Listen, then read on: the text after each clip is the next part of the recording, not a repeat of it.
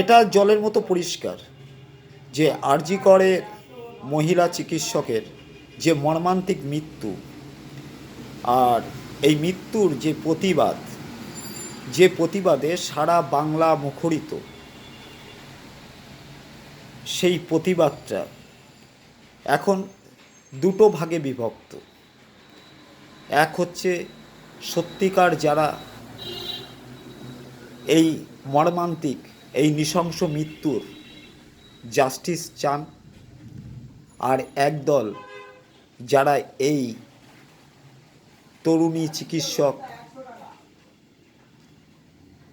তরুণী চিকিৎসকের মর্মান্তিক মৃত্যু অর্থাৎ তার রক্তাক্ত দেহের উপরে দাঁড়িয়ে রাজনৈতিক ফায়দা তুলতে সচেষ্ট।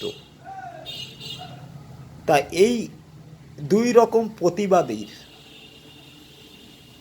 মিশ্রণ ঘটেছে এবং আগামী 27শে আগস্ট নবান্ন অভিযানের একটা ডাক দেওয়া হয়েছে, যেখানে প্রতিবাদীরা অংশগ্রহণ করবেন, নবান্ন অভিযান করবেন।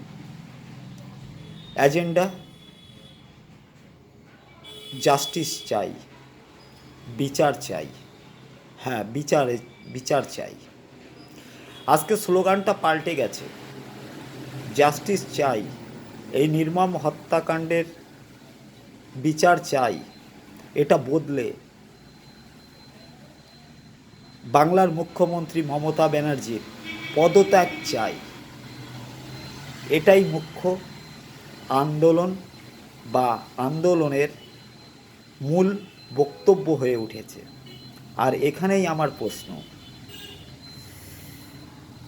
বাংলার বিজেপির একজন নেতা, যিনি নিজেকে নেতা মনে করে, বাংলার মানুষ নেতা মনে করে কিনা সেটা অন্য প্রশ্ন, তিনি বলেছেন সোমবারের মধ্যে মমতা ব্যানার্জিকে পদত্যাগ করতে হবে, না হলে মঙ্গলবার অর্থাৎ 27শে আগস্ট গুলি চলবে। কোট আনকোট আমি এই কথাটা বলছি, তার মুখের ভাষা, তার মুখের কথা। মানেটা কি দাঁড়ালো? জলের মতো পরিষ্কার। মানেটা এই হলো যে মহিলা চিকিৎসক, তার যে মর্মান্তিক মৃত্যু, সেই মৃত্যুর জন্য দায়ী সেই নরখাদক, সেই নরকের কীট, তার যে বিচারের দাবি, সেইটা এখন মুখ্য বিষয় নয়।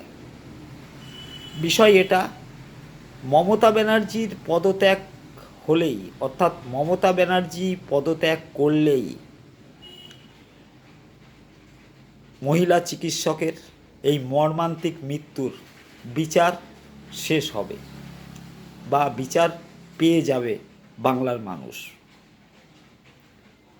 এটাই কিন্তু আমরা দেখতে পাচ্ছি। তা মমতা ব্যানার্জি পদত্যাগ করলে বিচার পাওয়া হয়ে যাবে। অতএব বিচারটা আজ মুখ্য বিষয় নয়, বিষয়টা মমতা ব্যানার্জির পদত্যাগ। তা আজকে যারা প্রতিবাদী, যারা এই নারী নিগ্রহ, নারী নির্যাতন বা এই নারকীয় নারী হত্যার প্রতিবাদে সামিল, তাদের কাছে প্রশ্ন, বিচারটা কে করবে? নিশ্চয়ই মমতা ব্যানার্জি নয়, আদালত তার আইন কানুন নিয়মের মধ্যে থেকে উপযুক্ত প্রমাণ সাপেক্ষে একজন দোষী ব্যক্তিকে শাস্তি দেবে। আর আমরা প্রতিবাদী মানুষ এই নারকীয় হত্যাকাণ্ডের জন্য একটা দৃষ্টান্তমূলক শাস্তি দাবি করছি, যেটা প্রত্যেক সভ্য সমাজের প্রত্যেকটা মানুষের দাবি হওয়া উচিত। আমরাও সেই দাবি করছি। আর এই রাজনৈতিক ভিখারি যারা এই নির্মম হত্যাকাণ্ডকে রাজনৈতিক প্ল্যাটফর্ম হিসেবে ব্যবহার করে রাজনৈতিক ফায়দা তুলতে ব্যস্ত।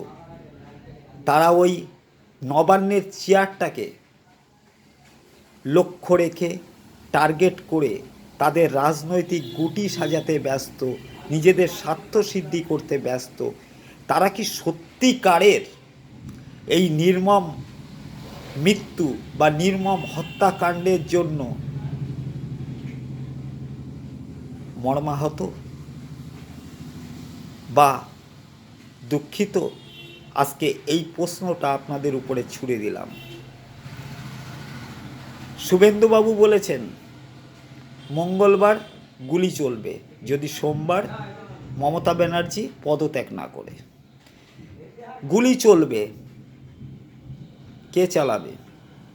প্রশাসন না শুভেন্দুবাবুর অনুগামীরা, মানে শুভেন্দুবাবুর সাথে যারা অভিযানে যাবেন তারা? কিছু কিছু মিডিয়া বা কিছু কিছু জায়গাগুলোতে আমরা প্রতিবাদীর লেখাগুলো পড়ছি, যারা আসবেন অন্তত সাথে একটা করে দিশলাই আনবেন। তার মানে কি? আগুন জ্বালাবেন? আগুন জ্বালাবেন? আগুনের লেলিহান শিখাতে নবান্ন জ্বালিয়ে দেবেন? বুঝতে পারছি পাশের দেশে ঘটনাবলী থেকে আপনারা উৎসাহিত হয়েছেন। রাজনীতিটা শিখুন। আপনাদেরকে বলছি হাত জোর করে, রাজনীতিটা শিখুন, তারপর রাজনীতির আঙিনায় রাজনীতি করবেন। ভারতবর্ষকে বাংলার সাথে, মানে বাংলাদেশের সাথে মিলিয়ে ফেলেছেন। সব কিছুকে মনে করেছেন ছেলের হাতের মোয়া। তাই অনেক কিছু ভেবে বসে আছেন, অনেক স্বপ্ন দেখে আছেন। তবে একটা কথা বলি, রাজনীতিটা রাজনীতির জায়গাতেই রাখুন। একটা মর্মান্তিক মৃত্যুর প্রতিবাদ করছেন, করুন, আমরাও করছি।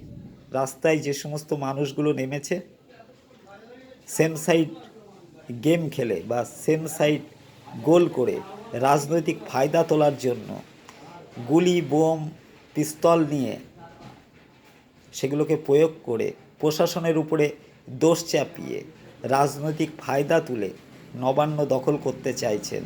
বাংলায় একটা কালো অধ্যায়ের সূচনা করে, বাংলায় একটা জরুরি অবস্থার পরিস্থিতি তৈরি করে বাংলার মানুষকে একটা কালো দিনের মধ্যে, কালো অধ্যায়ের মধ্যে ফেলে দিতে চেয়ে নিজেদের স্বার্থ সিদ্ধি করতে চাইছেন। ভুল করছেন। বাংলার মানুষ আপনাদের চেনে। সন্দেশখালি দেখেছি আমরা, সেখানেও করেছিলেন। একটা অগ্নিগর্ভ পরিস্থিতির সৃষ্টি করেছেন বাংলার বুকে। বাংলার মানুষ সন্দেশখালি দেখে, সন্দেশখালি বুঝে সব কিছু বুঝতে পেরেছিল।